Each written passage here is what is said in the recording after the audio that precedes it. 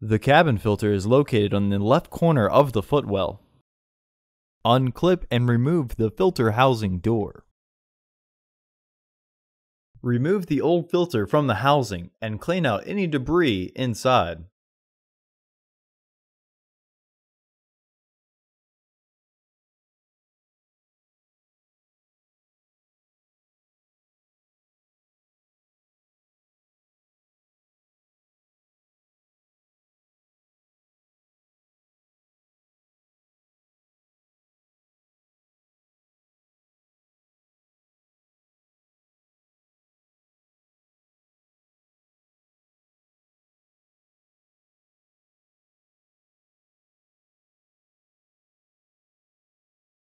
Install your new AQ1264 filter into the housing, with its airflow indicating arrow pointing towards the back of the car. Installation may be easier if you pinch the sides down.